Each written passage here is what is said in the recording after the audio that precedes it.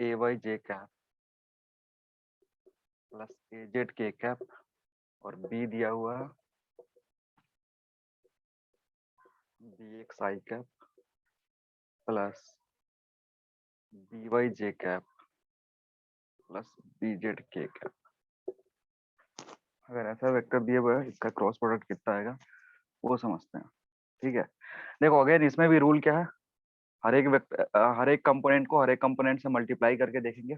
जैसे इसको इससे मल्टीप्लाई किया, इसको इससे, तो 1 by 1 करके देखोगे तो ऐसे 9 टाइम्स मल्टीप्लिकेशन करना पड़ेगा तुमको। ठीक है, लेकिन यहाँ पे एक रूल है, क्रॉस करोगे अगर आई क्रॉस आई, ये नोट में लिख लो पहले, अगर तुम्हारे पास आई क्रॉस आई है या फिर जे क्रॉस जे है या फिर के क्रॉस के है, तो इसकी वैल्यू कितनी होगी? आई क्रॉस आई, जे क्रॉस जे और के क्रॉस के का वैल्यू कितना होगा? 0 होगा। आई क्रॉस आई करने का मतलब है 1 into 1 साइन 0। ठीक है, 1 into 1 साइन 0, क्योंकि इसका यूनिट, इसका मैग्नीट्यूड 1 है, इसका भी मैग्नीट्यूड 1 है, इन दोनों के बीच का एंगल 0 डिग्री है, पैरेलल है, तो ये 0 आ जाएगा। समझ लीजिए ये भी 0 है, ये भी 0, मतलब इसका जो रिजल्ट होगा इट विल बी 0। ठीक है, इधर तुमको जगह मिलेगा तो उधर लिख देना। नेक्स्ट क्या है कि अगर तुम आई इंटू जे करते हो, आई इंटू जे करोगे तो क्या मिलेगा? ठीक है। उसके लिए सबसे पहले ये डायग्राम ड्रॉ कर सकते हो कि पहले आई का डायरेक्शन शो कर दो, आई इधर जे और दिस विल बी के, इधर एक्स वाई जेड। तो कर्ल कर दो। देखो अगर आई इंटू जे करोगे, तो क्या मिलेगा? के मिलेगा, क्योंकि ये बाहर की तरफ है, ये के वेक्टर होगा। ठीक है, अगर इसका रिवर्स करोगे, जे इंटू आई करोगे तो क्या मिलेगा? जे इंटू आई अगर कर रहे हो तो माइनस के कैप, अंदर की तरफ मतलब माइनस के कैप। तो ये याद रखेंगे, आई इंटू जे, इसका भी एक वो सर्कुलर टेक्निक है वो बताएंगे। नेक्स्ट है तुम्हारा जे इंटू के अगर कर रहे हो, जे इंटू के करोगे तो क्या मिलेगा? जे इधर है, के इधर है, कर्ल करोगे आई की तरफ, आई देगा। तो इसका रिवर्स वाला क्या देगा? के इंटू जे क्या देगा तुमको? माइनस आई देगा। ठीक है ना। अब चलते हैं, अब कौन सा बचा? लास्ट बचा तुम्हारे पास के इंटू आई। के इंटू आई अगर करोगे, के इंटू आई, के इधर है आई इधर है, तो के कर्ल करोगे, के इधर है, ऐसे हाथ रख के कर्ल करेंगे आई ऊपर की तरफ, तो ये जे दिया तुमको। और आई इंटू के अगर करोगे so this will give minus J. तो इसका यहाँ पे 0 होता है, लेकिन ये जो टर्म्स है ये तुमको याद रखना। 3 का याद रखोगे, बाकी 3 का अपने आप याद हो जाएगा, क्योंकि इसका याद है तुमको, तो इसका अपोजिट वाले का याद रहेगा, माइनस के होगा। अब इसका एक रूल होता है छोटा सा, कि अगर एक सर्कल है, सर्कल पे आई जे और के लिखे हुए हो और क्लॉकवाइज डायरेक्शन में चल रहे हो, ठीक है, आई जे के, तो इसमें होता है क्या है, क्लॉकवाइज डायरेक्शन में चल रहे हो तो आई और जे को मल्टीप्लाई करोगे के मिलेगा। ठीक है ना, कंटिन्यूअस क्लॉकवाइज डायरेक्शन में चल रहे हो, आई और जे को मल्टीप्लाई करोगे तो क्या मिलेगा? के मिलेगा। सिमिलरली जे एंड के को मल्टीप्लाई करोगे, जे एंड के मल्टीप्लाई करोगे, क्लॉकवाइज डायरेक्शन में चलोगे, क्या मिलेगा? आई मिलेगा। और के और आई को मल्टीप्लाई करोगे, के और आई का क्रॉस प्रोडक्ट होगा, दिस विल गिव जे। ठीक है ना, ये फॉलो करना है। इसका किसी दो का मल्टीप्लीकेशन क्लॉकवाइज डायरेक्शन में नेक्स्ट वाला टर्म देता है। क्लियर है? तो इसको याद रखेंगे।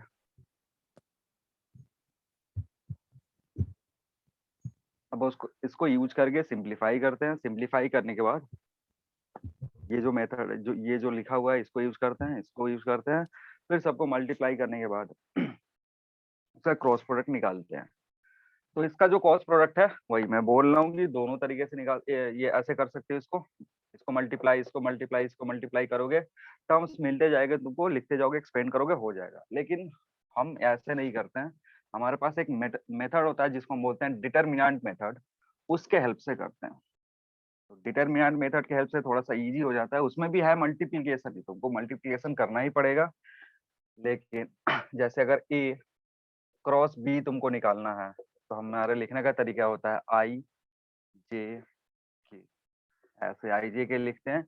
आई के नीचे एक ए का जो भी कंपोनेंट होगा वो लिखेंगे, उसके बाद जे के नीचे ए का जो कंपोनेंट है वो, और के नीचे ए का जो कंपोनेंट है वो लिखेंगे। ठीक है, और उसके बाद सेकंड टर्म कौन सा है, बी है, तो अब इस यहाँ पे बी एक्स, बी वाई और बी जेड लिखेंगे। ठीक है, ये जो रिप्रेजेंटेशन है इस रिप्रेजेंटेशन को हम डिटर्मिनेंट बोलते हैं, ठीक है ना, या मैट्रिक्स बोलते हैं। ये जो रिप्रेजेंटेशन है इसको क्या बोलेंगे, ये मैट्रिक्स में रिप्रेजेंट किया है in the form of matrix. अब इसमें होता क्या है, देखो अगर ये बी क्रॉस ए रहता तो बी ऊपर जाता और ए नीचे आता, इसमें कोई चेंज नहीं होता, ये आई जे ही रहेगा। और अगर ये ए क्रॉस बी है तो ए ऊपर बी नीचे, अगर बी क्रॉस ए होता तो बी ऊपर ए नीचे। ठीक है, अब अगर ऐसे अरेंज कर लिया, ऐसे अरेंज करने के बाद एक छोटा सा रूल होता है वो फॉलो करना। ठीक है, समझो करना क्या है कि तुम्हें ये जो डिटर्मिनेंट है इसको सॉल्व करना है, या फिर ये जो मैट्रिक्स है इसको सॉल्व करना है। तो इसमें देखो करना क्या होगा, सबसे पहले यहाँ आई लिखेंगे। ठीक है, अब आई के सामने वाला जो भी रो और जो भी कॉलम होगा उसको छोड़ देंगे। आई के सामने जो भी रो और जो कॉलम है उसको क्या कर दिए, छोड़ दिए, बचा कौन सा, बचा ये चार चीज। ठीक है ना, अब इन चारों का मल्टीप्लीकेशन करेंगे, क्रॉस मल्टीप्लीकेशन इस तरीके से। ठीक, और मेजर डायगोनल पे जो होता है, मेजर डायगोनल बोलते हैं इसको। ठीक है ना, ये जो डायगोनल होगा इसको बोलेंगे मेजर डायगोनल पे। मेजर डायगोनल पे जो भी एलिमेंट होगा पहले उसको मल्टीप्लाई करेंगे, तो ये दोनों किस पे है, मेजर डायगोनल पे, इसको लिखेंगे ए वाई टी जेड। अब माइनर डायगोनल पे जो एलिमेंट होगा उसको मल्टीप्लाई करेंगे और इसमें से घटा लेंगे, तो it will be A Z और बी वाई। आ रही बात समझ में, क्या कर रहे हैं, बोलो किसी को कोई दिक्कत, क्या करें, पहले आई, ये जो एलिमेंट है इसके लिए सोचे हैं, तो आई के सामने इस रो में जो भी एलिमेंट है उसको क्रॉस कर देंगे, इधर जो भी एलिमेंट है उसको क्रॉस कर देंगे। अब जो बचा उसमें डिसाइड करेंगे कौन मेजर डायगोनल पे है। अब जो मेजर डायगोनल पे है, मेजर डायगोनल पे ये दोनों है तो इसको मल्टीप्लाई करा, और इसमें से घटा लिए कौन सा, जो माइनर डायगोनल पे। क्लियर, बोलो जल्दी किसी कोई दिक्कत। अब चलते हैं इसके पास, जे के पास चलते हैं, तो आई का काम खत्म हो गया, जे का देखते हैं, जे का क्या करना। प्रोसेस वही रहेगा, इस बार क्रॉस करेंगे इस कॉलम को, और सॉरी इस रो को क्रॉस करेंगे और इस कॉलम को क्रॉस करेंगे। तो अगर इस रो को क्रॉस करा और इस कॉलम को क्रॉस करा तो चार एलिमेंट बचा तुम्हारा, एक दो तीन चार। अब इन चारों को अगेन हमें मल्टीप्लाई करना है, इन चारों को मल्टीप्लाई करेंगे, लेकिन यहाँ पे लिखेंगे माइनस जे। माइनस जे क्यों लिख रहे हैं, क्योंकि हर अल्टरनेट पॉइंट के पास यहाँ पे प्लस छुपा हुआ है, यहाँ पे माइनस छुपा हुआ है। ठीक है, यहाँ प्लस, यहाँ माइनस, फिर यहाँ प्लस, ऐसे अल्टरनेट प्लस माइनस छुपा रहता है। तो जब जे जे के लिए यूज करेंगे, जे के लिए मल्टीप्लिकेशन करेंगे, तो यहाँ जे नहीं, यहाँ क्या लिखेंगे, माइनस जे लिखेंगे, और बाकी का जो प्रोसेस है वो सब सेम रखेंगे। जैसे क्या करा, मेजर डायगोनल पे इस बार ये और ये है, ये दोनों मेजर डायगोनल पे है, तो लिखेंगे A X into B Z minus, minor diagonal पे ये दोनों है तो it will be A Z into B X. ये मल्टीप्लीकेशन किसका हो गया, जे वाले टर्म का मल्टीप्लीकेशन हो गया। ठीक है, बोलो कोई कंफ्यूजन है तो जल्दी बोलो, नहीं तो आगे बढ़ेंगे। सर आ रहा वो है, सेकंड वाला जे का मल्टीप्लिकेशन एक बार बता दें। चलो जे वाला टर्म अगर देख रहे हो तो सीधे मैं मिटा दे रहा हूँ, जो जो बच रहा हूँ उसी को लिख रहा हूँ। जे के रो को कैंसिल करोगे तो ये पूरा चला जाएगा, और जे के कॉलम को कैंसिल करोगे तो ये बीच वाला टर्म चला जाएगा। अब हमें क्या करना है, इसको मल्टीप्लाई करना है, इन दोनों को मल्टीप्लाई करना है। Again this is major column, ये जो होता है मेजर डायगोनल होता है, ये ऐसे जो है ये क्या है तुम्हारा मेजर डायगोनल है, और ये तुम्हारा माइनर डायगोनल। तो मेजर डायगोनल के एलिमेंट को मल्टीप्लाई करेंगे, माइनस करेंगे माइनर माइनर डायगोनल को। अब यहाँ पे माइनस क्यों आ रहा है, ये जे पे माइनस क्यों आ रहा है, क्योंकि होता क्या है कि अगर कोई भी मैट्रिक्स फॉर्म में लिखते हैं, मैट्रिक्स फॉर्म में ये जो पहला एलिमेंट है ये प्लस है, इसके साथ अल्टरनेट वाला, अब ये जो सामने है ये माइनस होगा, अगेन ये प्लस होगा, इधर जाओगे तो फिर इधर माइनस इधर प्लस, ऐसा छुपा होता है। ठीक है ना, वो आगे पढ़ोगे मैथमेटिक्स पढ़ोगे तो वो सर बताएंगे, वो फैक्टर करके एक टर्म, वो फैक्टर में एक्सप्लेन करेंगे कि ये माइनस प्लस ऐसा क्यों छुपा हुआ है। अब जिसको मैथ्स नहीं पढ़ना है वो याद कर रख सकता है इसको डायरेक्टली। यहाँ प्लस छुपा हुआ है, माइनस, यहाँ प्लस, यहाँ again minus, plus minus, plus minus plus, ऐसे छुपा रहता है, ठीक है ना। हर एक के सामने जो उसका क्या बोलते हैं कोफिशिएंट छुपा हुआ है, -1 +1 -1 +1। तो जब जे को लिखते हैं, जे का टर्म यहाँ लिखना होता है, तो जे के लिए यहाँ पे -j लिखते हैं, ठीक है। फिर -j ओके लिखने के सर। बाद मल्टीप्लिकेशन करते हैं, क्लियर। हम्म, अब लास्ट बचा हमारे पास के, तो के लिए अगर करना है तो के सामने बताओ क्या छुपा हुआ, माइनस या प्लस छुपा हुआ? प्लस। प्लस छुपा हुआ, तो प्लस के लिए करेंगे bx by और bz। हमें करना क्या है, के। तो प्रोसेस सेम है, अगेन के सामने जो भी रो होगा, जो भी कॉलन होगा, उसको कैंसिल कर देंगे। तो इसको कैंसिल कर दिया तो बचा क्या, प्लस के कैप, ठीक है।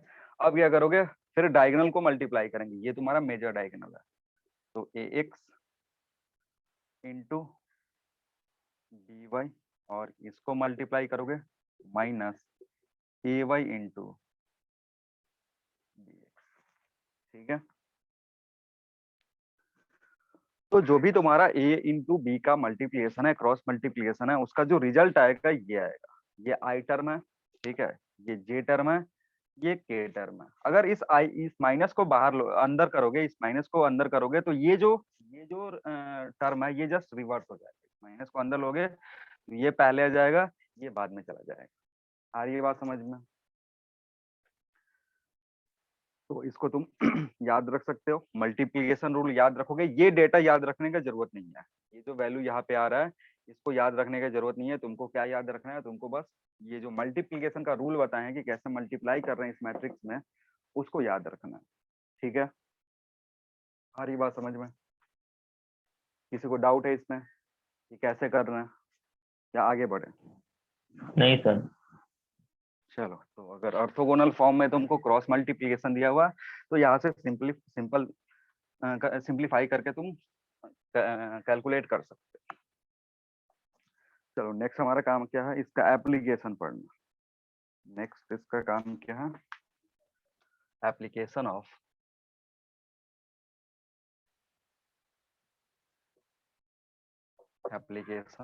Cross product.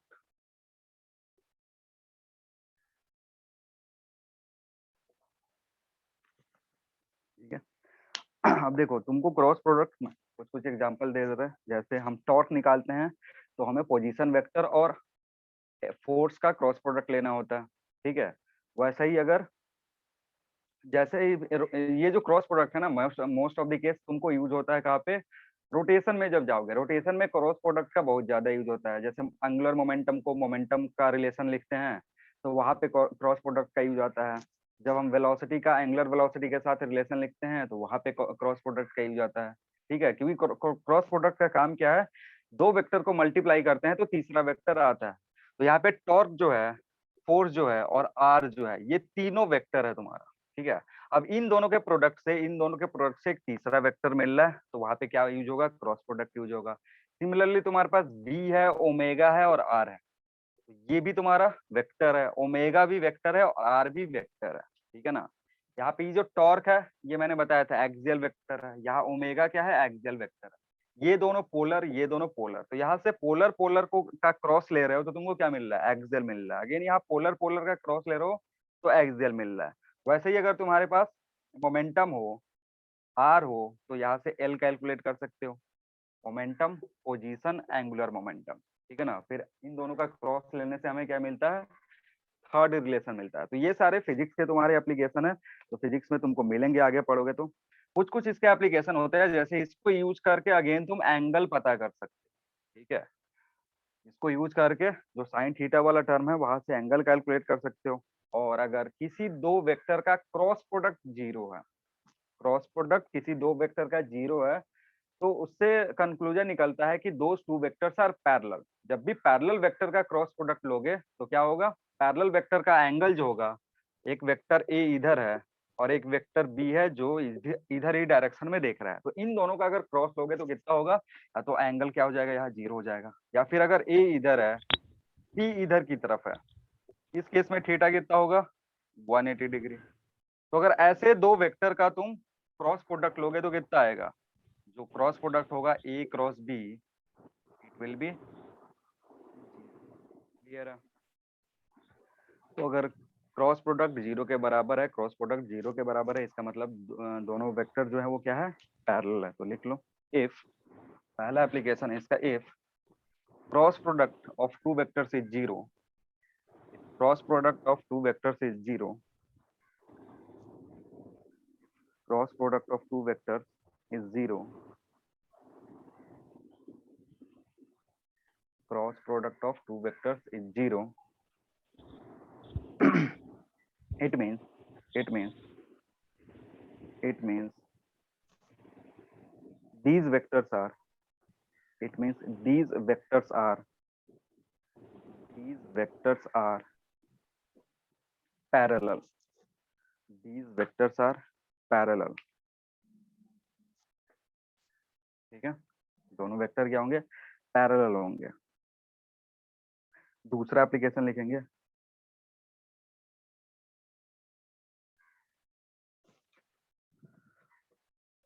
दूसरा एप्लीकेशन जो है फिजिक्स में बहुत ज्यादा कम यूज होता है इसका, मोस्ट ऑफ द यूज जो है वो मैथ्स में है, ठीक है। मैथ्स के प्रॉब्लम इसके बेसिस पे ऐसे बहुत आते हैं। जो वेक्टर पढ़ रहा होगा, वेक्टर मैथ में भी पढ़ाया जाता है। अब देखो यहाँ पे दो वेक्टर है, एक ए और एक बी, ये जो दोनों वेक्टर है these are adjacent sides of a parallelogram. ये जो दो वेक्टर है ये क्या है, ये एडजेसेंट साइड्स है एक पैरेललोग्राम के, ठीक है। तो अगर ए और बी तुम्हें पता है ना, ए वेक्टर बी वेक्टर पता है, और कंडीशन क्या है कि these are adjacent sides of parallelogram, तो you can find area with the help of two vector.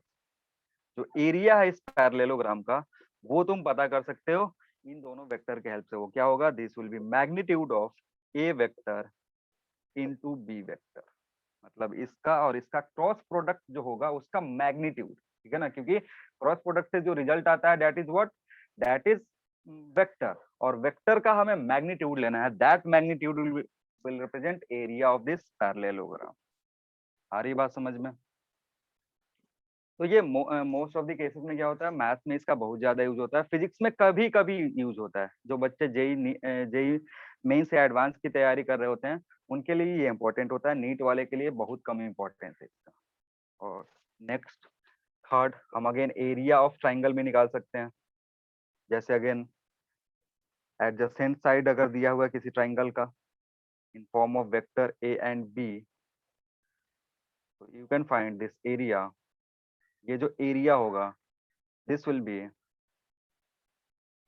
Half of A vector cross B vector. ये इसी से निकल के आया, इसका आधा कर दोगे तो क्या हो जाएगा, ट्राइंगल बन जाएगा, तो इसलिए इसका हाफ कर दे रहे हैं तो ट्राइंगल का एरिया दे रहा है।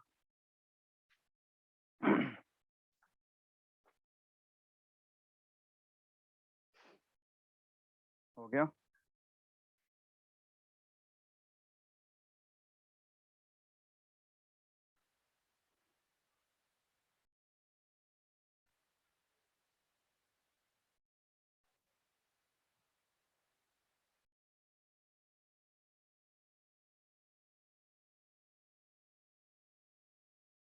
लिख लिया। और इसका एक और एप्लीकेशन है, दैट इज फोर्थ एप्लीकेशन, वो लिख सकते हो। It is used to find, fourth application है, it is used to find a unit vector which is perpendicular to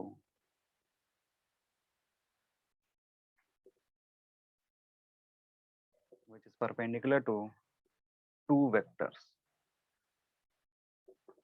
इसके हेल्प से एक ऐसा यूनिट वेक्टर हम पता कर सकते हैं जो एक साथ दो वेक्टर पे परपेंडिकुलर होगा, ठीक है।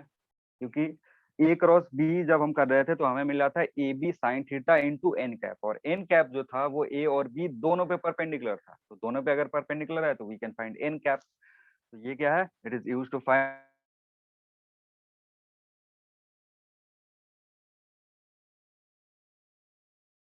यूनिट वेक्टर व्हिच इज, कैसे, क्योंकि यह जो एन कैप है it will be A cross B divided by A B sine theta. ये तुम्हारा यूनिट वेक्टर है, this is how much, this is A cross B, A और बी का cross product divided by A B sine theta. Sir sine theta sir इस statement का एक बार please बता देना आप फिर से। क्या क्या क्या क्या बोलना, इस स्टेटमेंट का फिर से एक बार बता दो ना कि इस स्टेटमेंट का मतलब। हाँ देखो कह रहे हैं ना, इट इज, जैसे ये जो एप्लीकेशन है इसको, इसके हेल्प से हम एक यूनिट वेक्टर पता कर सकते हैं। वो यूनिट वेक्टर जो होगा ना, ये कैसा होगा, that unit vector will be perpendicular to two vector. जैसे हमें दो वेक्टर दिया हुआ है, एक ए वेक्टर दिया हुआ है और एक बी वेक्टर दिया हुआ है। अब कोई कह रहा है कि तुम एक ऐसा यूनिट वेक्टर पता करो जो इस ए पे भी परपेंडिकुलर हो और बी पे भी परपेंडिकुलर हो। ठीक है ना, हमें क्या पता करना है, एक ऐसा यूनिट वेक्टर पता करना है जो इन दोनों वेक्टर पे परपेंडिकुलर हो।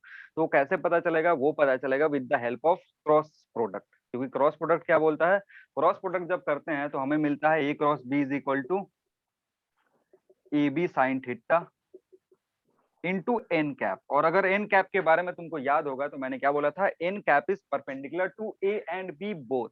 एन कैप क्या है, हाँ दोनों पे परपेंडिकुलर है, ए पर भी बी हाँ पर भी, और साथ ही साथ ये यूनिट वेक्टर भी है। इसलिए मैंने लिखा हुआ कि एन कैप क्या है तुम्हारा, ये यूनिट वेक्टर है। This is equal to how much, A cross B divided by A B sine theta. तो अगर दो वेक्टर का तुम क्रॉस प्रोडक्ट निकाल रहे हो, उसमें डिवाइड कर रहे हो ए बी साइन थीटा से, या फिर इसके मैग्नीट्यूड से इधर डिवाइड कर रहे हो, this will give what, this will give you a unit vector. अभी एक प्रॉब्लम करवाएंगे इसकी, ठीक है। या फिर इसको ऐसे भी लिख सकते हो, ए बी साइन थीटा अगर ऑर्थोगोनल फॉर्म में दिया हुआ है, ऑर्थोगोनल फॉर्म में अगर देगा तो तुम इसको कैसे यूज करोगे, this can be A cross B divided by magnitude of A cross B. ये भी याद होगा, हमें अगर यूनिट वेक्टर लिखना होता तो हम कैसे लिखते हैं, ए वेक्टर का अगर यूनिट वेक्टर लिखना था तो A vector divided by magnitude of A vector. वैसे ये भी है, this cross this divided by इसका मैग्नीट्यूड। ये दोनों जो टर्म लिखा हुआ है ये दोनों सेम चीज है। ए क्रॉस बी का मैग्नीट्यूड कितने के बराबर होता है, ए साइन थीटा के बराबर होता है। तो अगर ए का मैग्नीट्यूड दिया हुआ है, बी का मैग्नीट्यूड दिया है, दोनों के बीच का एंगल दिया हो तो सीधे ये यूज करेंगे, नहीं तो फिर अगर ऑर्थोगोनल फॉर्म में दिया हो तो ये यूज करेंगे। अभी एक प्रॉब्लम करेंगे, इसके बेसिस पे समझ में आ जाएगा, ठीक है। हो गया, चलो। अब हाँ लास्ट सर क्लास में एक प्रॉब्लम करे थे, याद होगा तुमको, जिसमें हमने वैल्यू पता करा था पी का, ठीक है। जब वेक्टर्स को क्या कर रहे थे, परपेंडिकुलर मान रहे थे। क्रॉस प्रोडक्ट का जो हमने सॉरी डॉट प्रोडक्ट में जो प्रॉब्लम करा था, जिसमें शायद मुझे हल्का फुल्का याद है कि ए जो दिया हुआ था वो 2i प्लस 2j प्लस के, या सॉरी पी के ऐसे दिया हुआ था, और बी जो था वो था आई जे और के। लास्ट क्लास में एक ऐसा प्रॉब्लम करवाए थे, ठीक है। और तुमसे पूछा था what is the value of P if these two are perpendicular, याद है, जल्दी हाँ बोलो। सर अभी तुमसे क्या क्या पूछ रहा है, अभी तुमसे पूछ रहा है कि what is the value of P when these two are parallel. क्या कैलकुलेट करना है, ये क्वेश्चन है। What is the value of P if a and b a vector and b vector are parallel।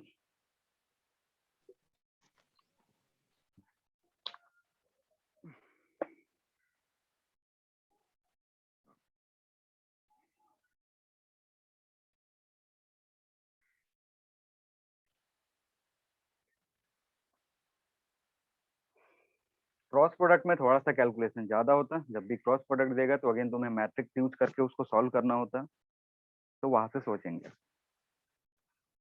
ठीक है। पैरेलल वेक्टर का कैसे हम पता कर सकते हैं, पैरेलल वेक्टर हम पता कर सकते हैं with the help of cross product, ठीक है। परपेंडिकुलर वेक्टर हम कैसे पता करते हैं, परपेंडिकुलर वेक्टर हम पता करते हैं with the help of dot product. ये सब याद होना चाहिए। तो P इक्वल टू 2 होगा।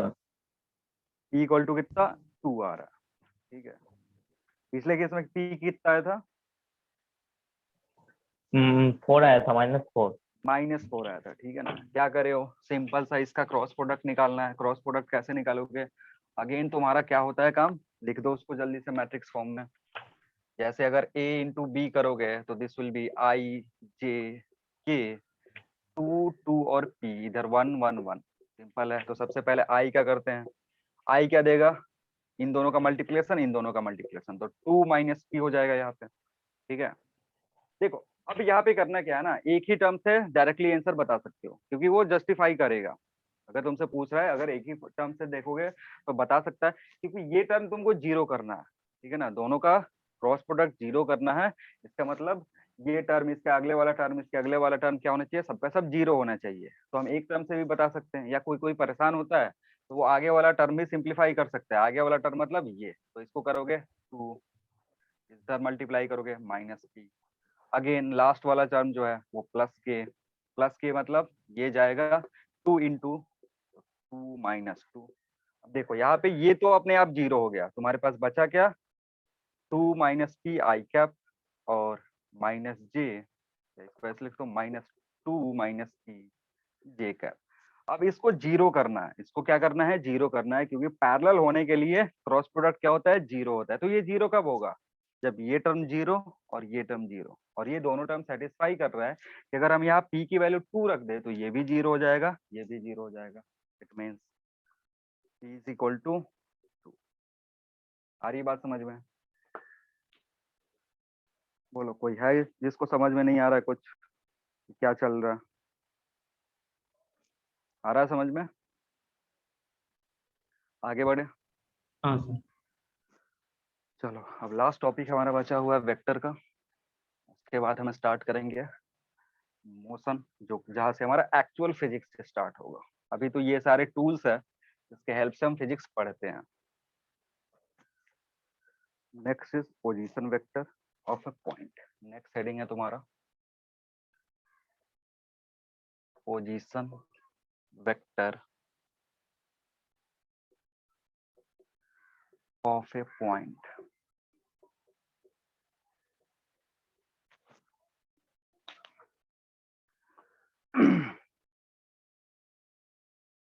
समझते हैं अब ये क्या होता है पोजीशन वेक्टर। देखो यहाँ पे कोई पॉइंट P दिया हुआ है तुमको, ठीक है।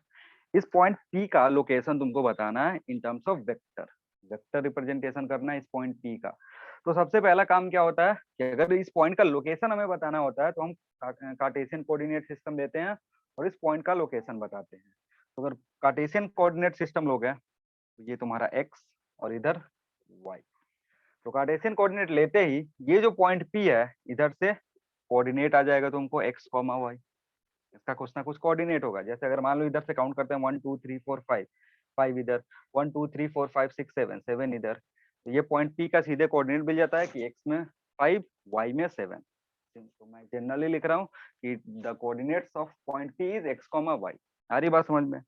तो ये जो x एंड y है ना, ये लोकेशन बता रहा है। अब हमारा काम क्या है, हमारा काम है इसको वेक्टर, इसका जो लोकेशन है वो वेक्टर फॉर्म में कैसे रिप्रेजेंट करेंगे।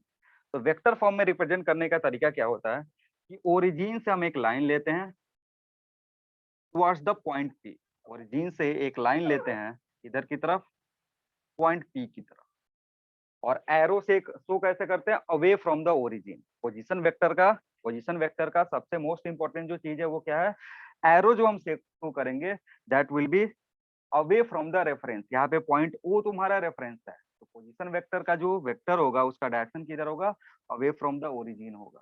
सारी बात समझ में, अवे फ्रॉम द रेफरेंस। और इसको रिप्रेजेंट कैसे हैं, आर वेक्टर से करते हैं, ठीक है।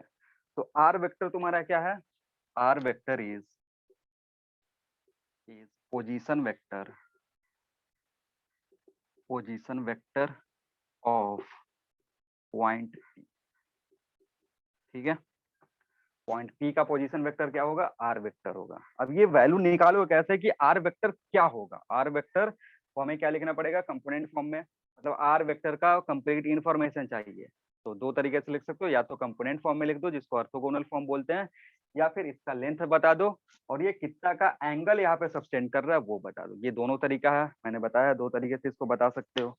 तो अगर ध्यान दोगे तो आर वेक्टर लिखने का तरीका क्या होता है, कोई भी पोजीशन वेक्टर अगर लिख रहा हो उसका तरीका क्या होता है समझो।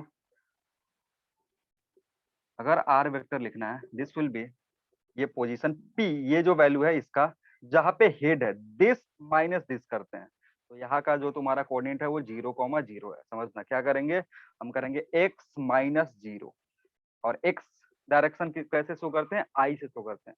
-0 क्यों कर रहे हैं, क्योंकि इसका जो टेल है, वो कहाँ पे है, वहां वह वो 0 पे है। सिमिलरली इधर क्या लिखोगे, प्लस y माइनस 0 जे कैप।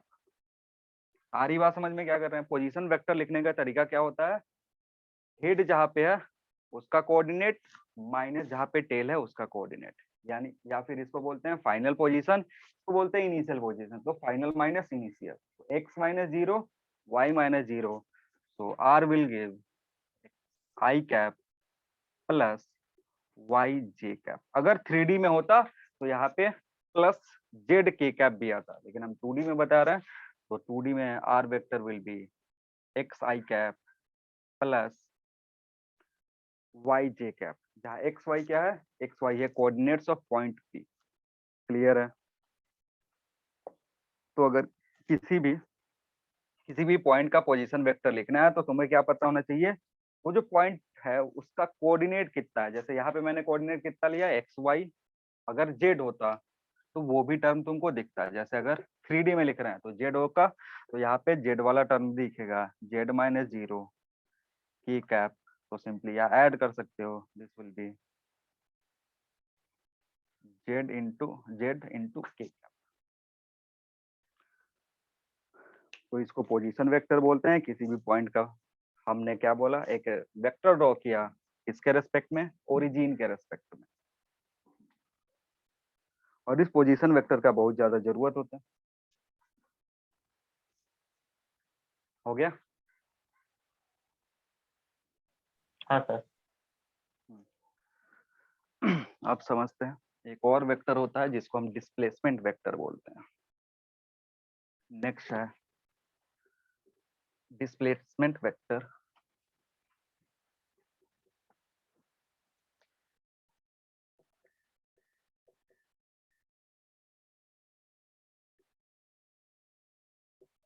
और इसको रिप्रेजेंट करते हैं डेल्टा आर वेक्टर।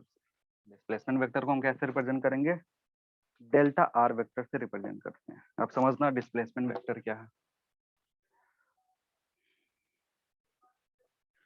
अगेन ये तुम्हारा x इधर y। अब डिस्प्लेसमेंट वेक्टर के लिए तुमको 2 पॉइंट चाहिए, एक पॉइंट 1 और ये पॉइंट 2। ठीक है। डिस्प्लेसमेंट वेक्टर होता है या तो फ्रॉम 1 to 2 या 2 से 1, कुछ भी हो सकता है। ठीक है ना, डिस्प्लेसमेंट वेक्टर में भी एनीथिंग। और ये एक तरीके से देखोगे तो हम पॉइंट 1 का पोजीशन 2 के रेस्पेक्ट में देखते हैं, या फिर पॉइंट 2 का पोजीशन 1 के रेस्पेक्ट में देखते हैं। रिवर्स में कोई भी तरीका हो सकता है। अगर किसी ने ऐसा वेक्टर ड्रॉ करा 1 to 2, ठीक है, और किसी ने ऐसा वेक्टर ड्रॉ करा 1 to 2, तो ये 1 to 2 जो है इसको बोलेंगे डिस्प्लेसमेंट वेक्टर डेल्टा r12। ठीक है, इसको लिखने का तरीका क्या होगा, डेल्टा आर वेक्टर 1 to 2, क्योंकि 1 से स्टार्ट हो रहा है, खत्म कहाँ हो रहा है, 2 पे खत्म हो रहा है। तो इसको कैसे रिप्रेजेंट करेंगे, इसको कैसे लिखते हैं, इसको लिखने का तरीका होता है कि तुमको क्या पता होना चाहिए, तुमको पता होना चाहिए r1। r1 क्या है, r1 है पोजीशन वेक्टर ऑफ पॉइंट 1। अगर इसका कोऑर्डिनेट है x1, y1, तो तुम r1 लिख सकते हो, अभी जस्ट मैंने बताया। सिमिलरली तुम्हें पता होना चाहिए position vector of point 2, r2, और इसका कोऑर्डिनेट है x2, y2। ठीक। तो अगर तुमको डेल्टा r2 लिखना है, ध्यान से देखना, डेल्टा r12 अगर लिखना चाहते हो, दिस विल बी फाइनल का है 2 पे है, तो 2 माइनस 1। क्लियर है, आ रही बात समझ में क्या कर रहा हूँ। ये डिस्प्लेसमेंट वेक्टर क्यों बोल रहे हैं, क्योंकि ये 2 पॉइंट के बीच का डिफरेंस है, 2 पॉइंट के बीच का जो वेक्टर आ रहा है वो रिप्रेजेंट कर रहे हैं। और वो जो दोनों पॉइंट है उसमें से एक पॉइंट पहले क्या हो रहा था, डिस्प्लेसमेंट वेक्टर, ये जो पोजीशन वेक्टर है वो डिस्प्लेसमेंट वेक्टर का स्पेशल केस है, जहाँ पे एक पॉइंट ओरिजिन था। ठीक है ना, लेकिन यहाँ पे क्या है, 2 पॉइंट है, उन दोनों पॉइंट का एक कोऑर्डिनेट है, इसका कोऑर्डिनेट है। तो कोऑर्डिनेट जो है वो जीरो को छोड़ के, ओरिजिन को छोड़ के कुछ और है, और उनके बीच में अगर वेक्टर ड्रॉ करोगे, that vector is known as displacement vector. ये डिस्प्लेसमेंट में भी है, सेम डेफिनेशन देते हैं, ठीक है। तो यहाँ पे क्या होगा, R2 minus R1 and this will give what. अगर इसको सिंप्लीफाई करोगे तो तुमको R2 का वैल्यू पता है, R2 will be x2 i cap plus y2 j cap, इसमें से घटाएंगे क्या, x1 i cap minus y1 j cap. Simplify करने के बाद क्या आएगा, this will B x2 minus x1 i cap plus y2 minus y1 j cap. तो डिस्प्लेसमेंट वेक्टर कैसे लिखते हैं, फाइनल माइनस इनिशियल।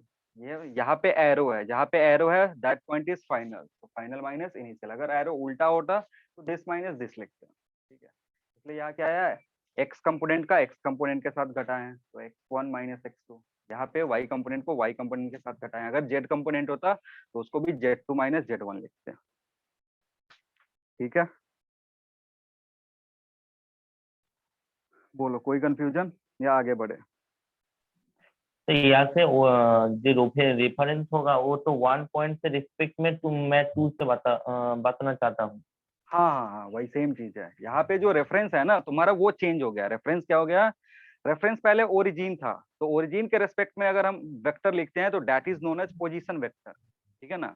अगर तुम्हारा रेफरेंस चेंज हो गया, कोई और पॉइंट हो गया, अदर पॉइंट हो गया देन ओरिजिन, तब हम अगर पॉइंट 1 के रेस्पेक्ट में 2 का पोजीशन वेक्टर बता रहे हैं, पोजीशन बता रहे हैं, तो हम उसको डिस्प्लेसमेंट वेक्टर बोलेंगे, पोजीशन वेक्टर नहीं बोलेंगे। 1 के रेस्पेक्ट में क्या कर रहे हैं, 2 का पोजीशन बता रहे हैं और उसको वेक्टर फॉर्म में लिखना चाहते हैं, तो दैट इज डिस्प्लेसमेंट वेक्टर, जिसको हम डेल्टा आर से रिप्रेजेंट करते हैं। और डेल्टा आर 1 2 लिखने का मतलब होता है 2 माइनस 1। 1 2 कहने का मतलब है 1 से स्टार्ट 2 पे एंड। तो लिखने का इसका तरीका होता है initial, sorry final minus initial. तो फाइनल कहाँ पे है, 2 पे है, इनिशियल कहाँ पे 1 पे है, बस उसके बाद अरेंज कर दिया गया, ठीक है। Displacement vector depends on positional vector, 2 positional vector एक 1 हाँ एंड 2। एकदम उसी पे डिपेंड करेगा, क्योंकि ये क्या है एक तरीके से, ये जो तुम्हारा है ना, देखो अगर ट्राइंगल रूल फॉलो करोगे, ध्यान से देखना, अगर ट्राइंगल रूल फॉलो करोगे तो this plus this will give what, this. अगर ट्राइंगल रूल फॉलो करते हो तो vector R1 plus delta R12 vector will give R2 vector. Triangle rule क्या होता है, ट्राइंगल रूल अगर एक वेक्टर का हेड और दूसरे वेक्टर का टेल मैच कर रहा है, ऐसा है, तो जो थर्ड वेक्टर है, third vector will represent what, third vector will represent resultant of these two vectors. तो यहाँ पे इसका सम और इसका सम किसके बराबर है, ये R1 प्लस डेल्टा R2 किसके बराबर है, R2 के बराबर है। तो इसलिए अगर इसको सिंप्लीफाई करोगे तो this can be written as delta R12 is equal to R2 vector minus R1 vector. आ रही बात समझ में, इसलिए मैंने इसको ऐसे लिखा हुआ, क्लियर। ठीक है, कुछ इसमें नया नहीं है, वही ट्राइंगल रूल ही फॉलो करना है। ट्राइंगल रूल यहाँ से चला यहाँ पे, तो ये पाथ फॉलो करो या फिर डायरेक्टली ये पाथ फॉलो करो, सेम चीज है। तो सीधे अगर ये पाथ फॉलो कर रहे हैं तो this value will be equal to ये पाथ, बस हो गया। हाँ सर। चलो हटा रहे हैं इसको। अब इसी के साथ हमारा वेक्टर जो था, वेक्टर खत्म हुआ। वेक्टर से रिलेटेड जो भी प्रॉब्लम्स है तुम्हारा, उसको सॉल्व करना। अगर तुमको मॉड्यूल दिया गया हुआ या फिर सॉफ्ट कॉपी भेजा जा रहा होगा तो उससे करना, जो उसमें डाउट होगा वो पूछ सकते हैं, ठीक है ना। वेक्टर वीक नहीं होना चाहिए, वेक्टर वीक होगा समझो फिजिक्स वीक। वेक्टर अगर नहीं समझ में आ रहा है तो फिर फिजिक्स भी नहीं समझ में आएगा, क्योंकि मोस्ट ऑफ द फिजिक्स जो सॉल्व करोगे उसमें वेक्टर वेक्टर वेक्टर हर जगह दिखता है, ठीक है। तो जो तुम्हारा मैथ है और वेक्टर है उसको प्रैक्टिस करना अच्छे से, ताकि उसमें कोई दिक्कत नहीं हो, क्योंकि मैथ और वेक्टर आएगा, वेक्टर भी मैथ का ही पार्ट है। अगर आएगा तभी जा करके तुम उसको सॉल्व कर सकते। चलो अब हम एंट्री मारेंगे एक्चुअल फिजिक्स में, और our next chapter is motion in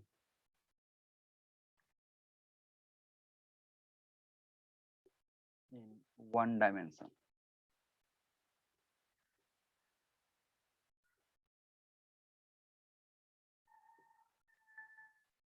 motion in one dimension.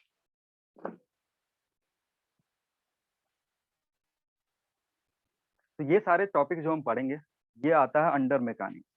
अभी जो भी टॉपिक हम स्टार्ट करेंगे ये क्या आता है, मैकेनिक्स के अंदर आता है, ठीक है ना। जैसे बहुत सारे लोग बोलते हैं कि मैकेनिक्स जो होता है फिजिक्स का टफ होता है, नहीं टफ होता है, बहुत ही ईजी होता है। तो हम स्टार्ट क्या करेंगे, मैकेनिक्स पढ़ेंगे। और मैकेनिक्स का भी दो पार्ट में डिवीजन है, एक स्टैटिक्स में और डायनेमिक्स में। ठीक है, मैकेनिक्स को फर्दर दो पार्ट में डिवाइड किया गया, स्टैटिक और डायनेमिक में। तो स्टैटिक जो होता है उसमें बॉडीज रेस्ट में होती है, बॉडीज रेस्ट में है, बाकी सारे तुम चीजें उस पर पढ़ रहे हो। और नेक्स्ट क्या होता है, डायनेमिक्स होता है। डायनेमिक्स में क्या होता है, बॉडीज मोशन में होती है, मोशन में होती है। फिर डायनेमिक्स को भी दो पार्टों में डिवाइड किया गया है, एक उसमें जब बॉडी मोशन में है तो बस मोशन को रीड करते हैं, और दूसरा जो पोर्शन होता है उसमें हम रीड करते हैं कि बॉडी मोशन में है तो क्यों है, मतलब उसके कॉज को भी डिस्कस करते हैं। आ रही बात समझ में? तो मैकेनिक्स में इस तरीके का तुम्हारा डिवीजन किया गया कि बॉडी रेस्ट में है, वो रीड कर रहे हो। ठीक है सर एक बार फिर से स्टार्ट करो, मेरे नेटवर्क के प्रॉब्लम से आपको बात सुनाई नहीं दे रहा। अच्छा हाँ, तो सुनो क्या बोल रहा हूँ कि जो हम पोर्शन अभी पढ़ेंगे, ठीक है, इन सारे पोर्शन को बोलते हैं मैकेनिक्स। ठीक है, ये मैकेनिक्स के अंदर आता है। अब मैकेनिक्स का फर्दर दो पार्ट में डिवीजन किया गया हो, एक स्टैटिक्स में और एक डायनेमिक्स में। ठीक, स्टैटिक्स में क्या होता है, स्टैटिक्स अगर रीड कर रहे हो तो स्टैटिक्स में ऐसी बॉडीज रीड करोगे जो कि रेस्ट में होंगी। ठीक है, रेस्ट में जब बॉडीज को रीड करोगे उसको स्टैटिक्स बोलते हैं। अब चलते हैं डायनेमिक्स में। डायनेमिक्स क्या होता है कि जो बॉडीज मोशन में होती हैं उनको हम रीड करते हैं। सारी बात समझ में? अब उनके भी दो पोर्शन, दो डिवीजन किए गए हैं। अगर बॉडी का बस मोशन रीड कर रहे हो कि उसकी वेलोसिटी कितना है, उसका स्पीड कितना है, या उसका एक्सेलरेशन कितना है, तो उसको बोलते हैं हम काइनेटिक्स। ठीक है, सॉरी काइनेमेटिक्स। उसको क्या बोलते हैं, काइनेमेटिक्स बोलते हैं। और काइनेमेटिक्स में बॉडी का मोशन क्यों हो रहा है वो हम नहीं चेक करते हैं। ठीक है ना, फर्दर उसको डिवाइड किया गया काइनेटिक्स में। अब काइनेटिक्स में क्या होता है कि बॉडी अगर मोशन में है तो क्यों है, उस पर लगने वाला फोर्स, उसकी भी हम जानकारी लेते हैं। ठीक है, जैसे न्यूटन्स लॉ ऑफ मोशन पढ़ेंगे, उसके बाद जाएंगे तो न्यूटन्स लॉ ऑफ मोशन में जो फोर्स का फॉर्मूला तुमको दिया हो गया, F is equal to mass into acceleration, वो सारी चीजें हम पढ़ना शुरू करते हैं। अभी जो हम पढ़ेंगे 1D मोशन, इसमें फोर्स का कहीं नाम नहीं आएगा, इसमें बस वेलोसिटी, वेलोसिटी एक्सेलरेशन, ये सारी चीजें दिखती हैं। आ रही बात समझ में? तो इस तरीके का कुछ डिवीजन किया गया है तुमको, तो समझते हैं। लिखना मोशन इन वन डायमेंशन। अब वन डायमेंशन में डायरेक्टली हम नहीं चलेंगे, पहले थोड़ा सा जनरल पढ़ लेंगे। जनरल मोशन मतलब कोई भी मोशन 1D में हो, 3D में हो, कैसे भी हो, उसमें क्या क्या इंपॉर्टेंट चीजें है उसके बारे में पहले डिस्कस कर लेंगे। फिर उसको क्या करेंगे, स्पेशल केस 1D में करके डिस्कस करेंगे। आ रही बात समझ में? तो लिखना important parameters, important parameters required, important parameters required to study, important parameters required to study motion of an object, important parameters required to study motion of an object। क्या क्या पैरामीटर्स है? डिस्टेंस, सर और एक बार बताइए। important parameters required, important parameters required to study motion of an object, to study motion of an object। तो पहला है distance, second one is displacement,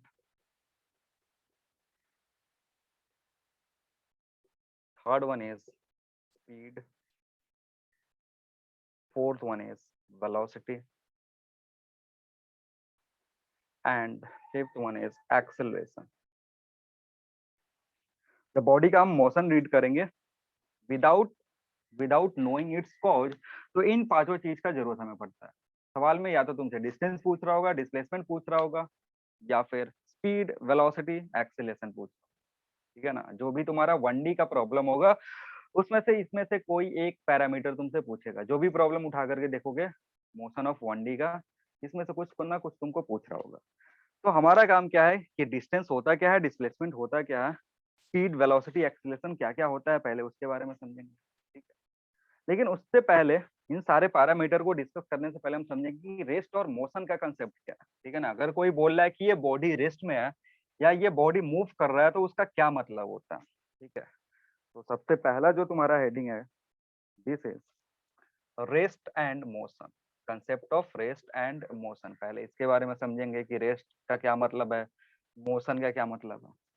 तो पॉइंट वाइज लिखना है इसको, लिखना rest and motion, rest and motion are, पहला point, rest and motion are relative terms. Important है क्या? रिलेटिव टर्म्स का क्या मतलब? ठीक है, ये क्या होता है ना, जो भी रेस्ट एंड मोशन है वो ऑब्जर्वर पे डिपेंड करता है कि ऑब्जर्वर कैसा है, कहाँ पे है। ठीक है, कभी भी कोई बॉडी रेस्ट में है या मोशन में है, वो डिपेंड किस पे करेगा? उस बॉडी को देख कौन रहा है। इसलिए इसको क्या बोलना है? रिलेटिव टर्म बोल दो। Next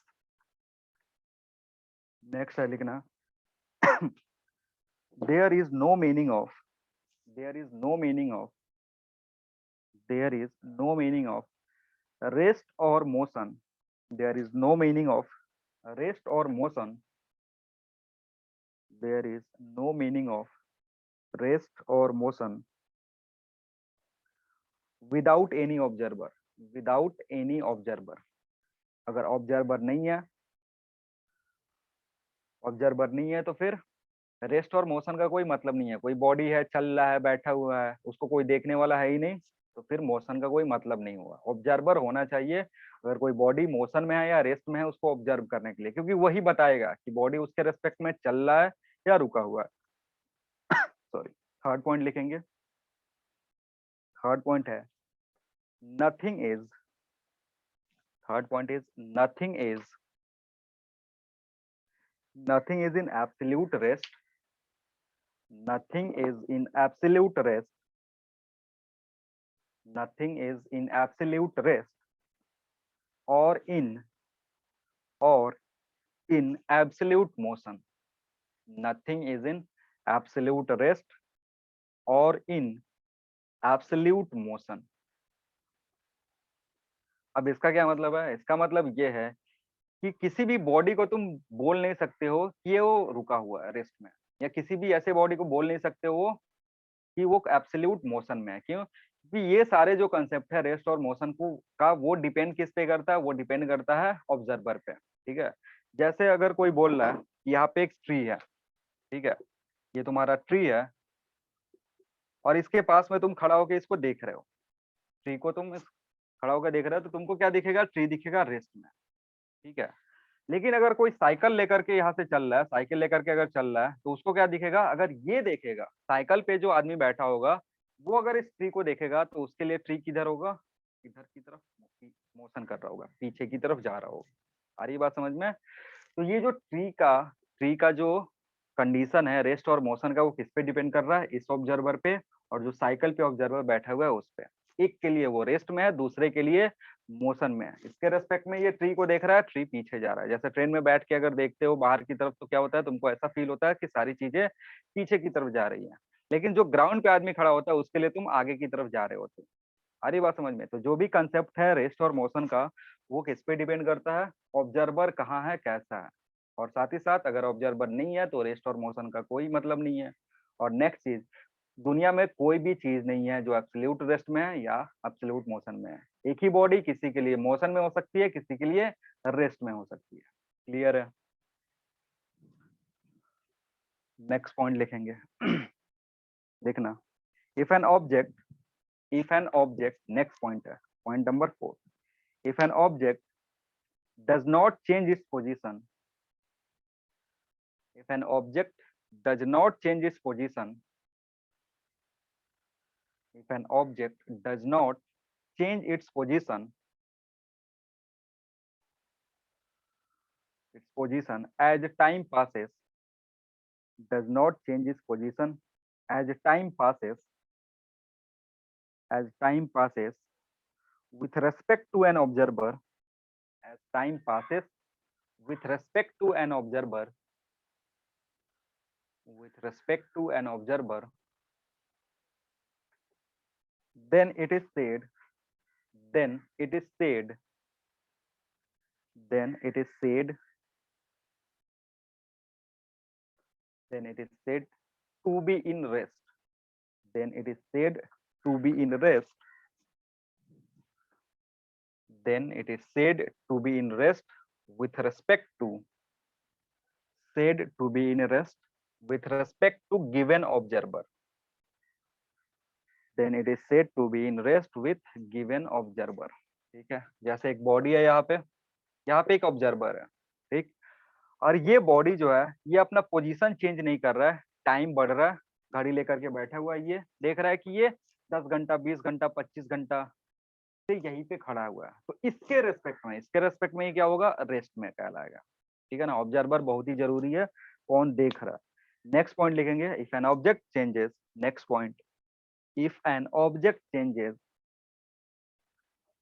if an object changes its position, if an object changes its position as time passes, if an object changes its position as time passes, with respect to an observer, with respect to an observer, with respect to an observer, then then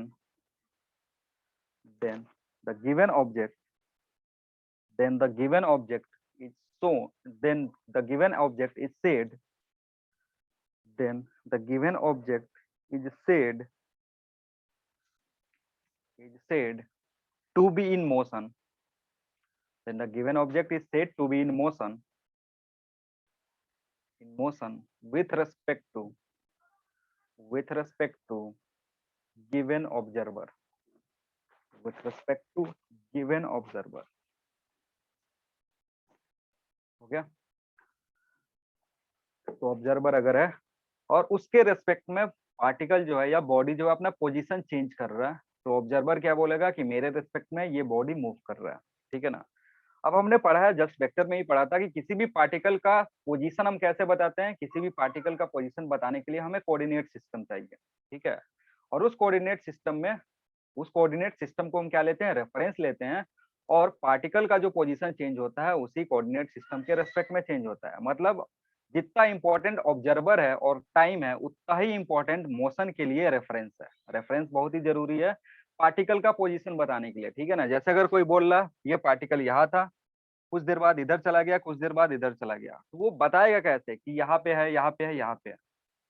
तुम ऐसे आंखों से दिख रहा है, ये बता रहे हो सर यहाँ यहाँ यहाँ, रियल लाइफ में तुम लोकेट कर सकते हो, कुछ अलग तरीके का रेफरेंस देकर। अगर बुक में तुमको बताना है कि ये पार्टिकल किस पॉइंट पे किस किस टाइम पे है, तो कैसे बताते हैं, सबसे पहला हमारा काम होता है रेफरेंस लेते हैं, ठीक है ना। एक कोऑर्डिनेट सिस्टम लेंगे, रेफरेंस लेंगे और ओरिजिन के तो रेस्पेक्ट सर में कोई बताएंगे। आवाज आ रहा है, सुनाई नहीं दे रहा। म्यूट कर लो, जिसके तरफ से आवाज आ रहा है, किसी की तरफ से आवाज आ रहा है म्यूट कर लो जल्दी। तो जैसे ये पार्टिकल ओरिजिन के रेस्पेक्ट में 1 पे था, फिर 2 पे पहुंचा, फिर 3 पे पहुंचा, तो 1 का कुछ कोऑर्डिनेट होगा, 2 का कुछ कोऑर्डिनेट होगा, 3 का कुछ कोऑर्डिनेट होगा इस कार्टेशियन कोऑर्डिनेट सिस्टम के रेस्पेक्ट में। तो तुम इजीली बता सकते हो कि पार्टिकल पहले 1,1 पे था, फिर कुछ देर बाद 1,5 पे चला गया, ऐसे मोशन हो रहा है, 5,2 पे, इस तरीके का उसका कंटिन्यूअस मोशन हो रहा है, वो अपना पोजीशन चेंज कर रहा है। अब पोजीशन हम बताते कैसे हैं, पोजीशन बताते हैं हम with respect to a reference, और रेफरेंस क्या है तुम्हारा, कार्टेशियन कोऑर्डिनेट सिस्टम। आ रही बात समझ में। तो तुम्हारा नेक्स्ट पॉइंट होगा to locate position of an object. Next point है to locate position of an object. Sir हाँ कोई ऑब्जेक्ट एंड ऑब्जर्वर सेम, कोई ऑब्जेक्ट एंड ऑब्जर्वर जो सेम स्पीड में होता तो क्या होता? सेम स्पीड में होगा तो रेस्ट में।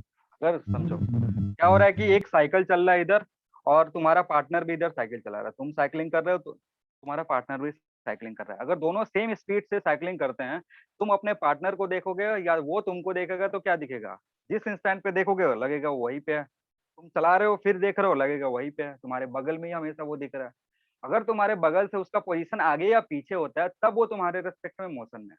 तुम देख रहे हो उसको, तुम्हारे रेस्पेक्ट में हमेशा जो डिस्टेंस है ये कांस्टेंट रह रहा है, ये जो गैप है ये सेम रह रहा है। मतलब अपने आप को तुम मान ले रहे हो ओरिजिन, ठीक है, और ये जो गैप है ये मान लो 2 मीटर का है, तो इसको क्या लिखोगे, this can be written as 2,0, change ही नहीं हो रहा है। तो हमेशा जब भी देख रहे हो उसको, डिस्टेंस जो है 2 मीटर बना हुआ है, तो ये जो इसका पोजीशन लिखोगे 2,0 लिखोगे हमेशा। तो पोजीशन चेंज का हो रहा है, तुम्हारे रेस्पेक्ट में उसका पोजीशन चेंज नहीं हो रहा है, तो क्या है, रेस्ट में है। आ रही बात समझ में। हाँ अलग अलग साइकिल पे सोचने से बढ़िया इसको सोच लो सेम ही साइकिल पे। अगर सेम स्पीड से चल रहा है, सेम स्पीड से चल रहा है, तुम्हारा दोस्त भी सेम स्पीड से साइकिल चला रहा है, तो उसको उठा करके अपने साइकिल पे बिठा लो, भैया मेरे पे ही बैठ ले, अगर तुमको मेरे तेरे स्पीड और मेरा स्पीड सेम है तो अगर जैसे ही उसको अपने साइकिल पे बैठाओगे तो क्या हो जाएगा, अब तो तुमको साफ साफ दिखेगा कि वो तुम्हारे रिस्पेक्ट में रेस में बैठा हुआ है। आ रही बात समझ में?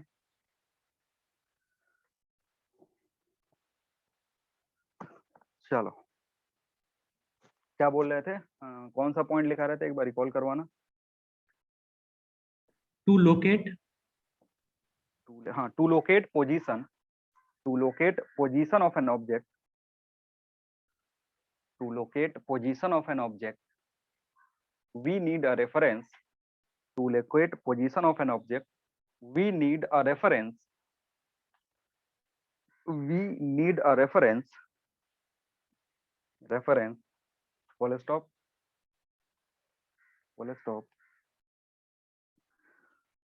उसमें लिखना a Cartesian coordinate system, a Cartesian coordinate system, Cartesian coordinate system is generally taken as,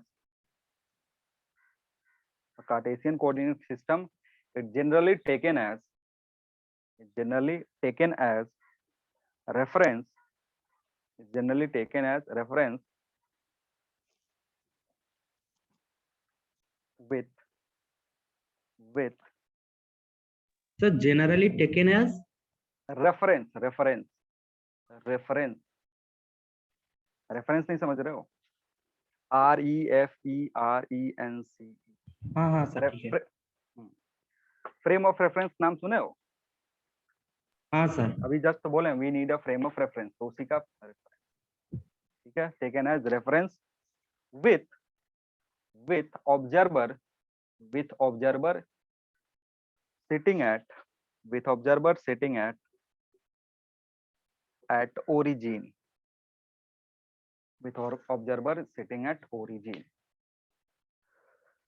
observer को जब ओरिजिन पे बिठाते हैं तो पोजीशन बताना सिंपल होता है, इसलिए मोस्ट ऑफ द केसेस में ऑब्जर्वर को हम क्या मानते हैं कि वो ओरिजिन पे बैठा हुआ है और वो किसी पार्टिकल को क्या कर रहा है, ऑब्जर्व कर रहा है। और अगर उस पार्टिकल का पोजीशन चेंज हो रहा है तो उसको क्या बोलेंगे, मोशन में बोलेंगे, और अगर पोजीशन चेंज नहीं हो रहा है तो क्या बोलेंगे, उसको रेस्ट में बोलेंगे। अब यानी जो तुम्हारा इंपॉर्टेंट चीज है मोशन पढ़ने के लिए वो क्या क्या है, इंपॉर्टेंट चीज है मोशन पढ़ने के लिए रेफरेंस, ठीक है। रेफरेंस तुमको चाहिए 3D में लो या 2D में लो, 2D मोशन हो रहा है 2D में लेंगे, 3D मोशन हो रहा है 3D में लेंगे, 1D में मोशन हो रहा है कोई एक एक्सिस ले लो, X axis, Y axis, Z axis, ठीक है। अब इसका इंपॉर्टेंट चीज क्या, रेफरेंस होना चाहिए, ऑब्जर्वर होना चाहिए, ठीक है, और ऑब्जर्वर के पास घड़ी होनी चाहिए, ठीक है ना। घड़ी इंपॉर्टेंट है क्योंकि टाइम देखना है उसको, टाइम देखेगा तभी तो बताएगा कि एक पार्टिकल 1 सेकंड पे यहाँ था, 2 सेकंड पे यहाँ चला गया, 3 सेकंड पे यहाँ चला गया, क्योंकि हमें पोजीशन किसके रेस्पेक्ट में बताना है, विथ रेस्पेक्ट टू ऑब्जर्वर, और वो ऑब्जर्वर टाइम देखेगा। आ रही बात समझ में? तो अगर ये पोजीशन चेंज कर रहा है तो मोशन में, नहीं चेंज कर रहा है मोशन में नहीं है। 3 चीज इंपॉर्टेंट है, बता दिया मैंने, क्लियर है?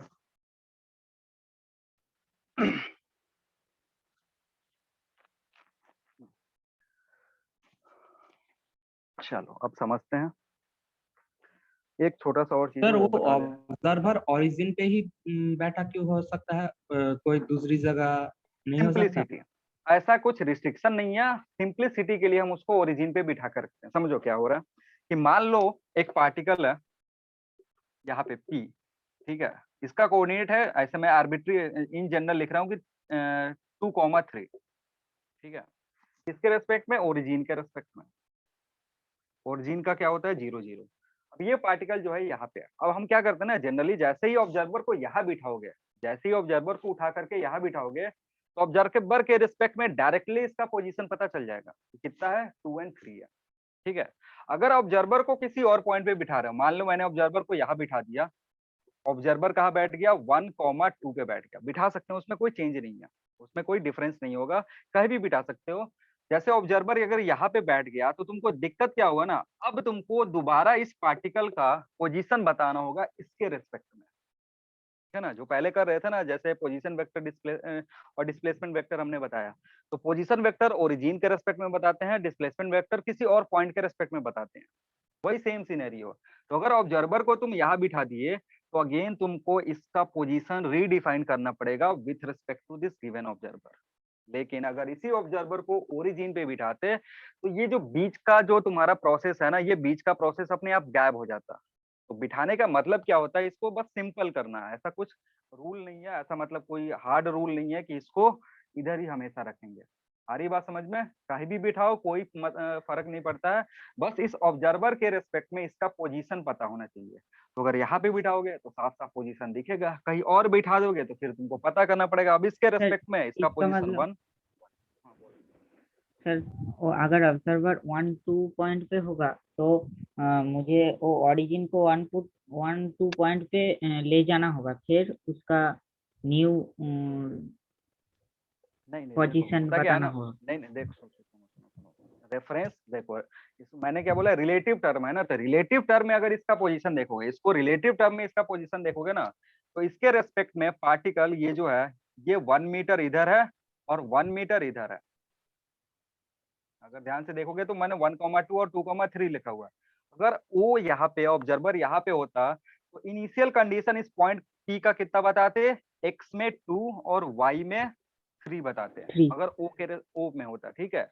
लेकिन अगर ऑब्जर्वर तुमने यहाँ बिठा दिया ना, अब तुमसे पूछेगा बताओ पार्टिकल का इनिशियल कंडीशन कितना है, तो तुम बताओगे वाई में 1 और एक्स में भी 1, क्योंकि यहाँ से कितना दूर है, यहाँ से ये दूरी कितना है, 2 - 1 करोगे, 2 - 1 करोगे तब तुमको पता चलेगा पॉइंट पी का position with respect to observer, ठीक है। अगेन 3 - 2 करोगे तब तुमको पता चलेगा position of object with respect to observer in Y axis.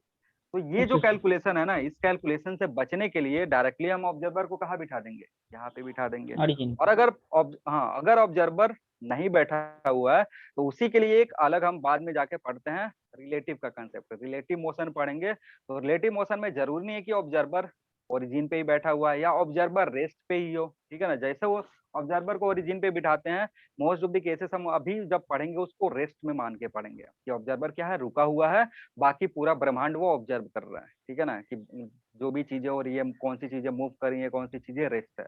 आगे हम पढ़ते हैं रिलेटिव मोशन का कंसेप्ट, जिसमें ऑब्जर्वर कहीं भी हो सकता है, चल भी सकता है, कांस्टेंट स्पीड के साथ, कांस्टेंट वेलोसिटी के साथ, या फिर एक्सीलरेटिंग भी हो सकता है।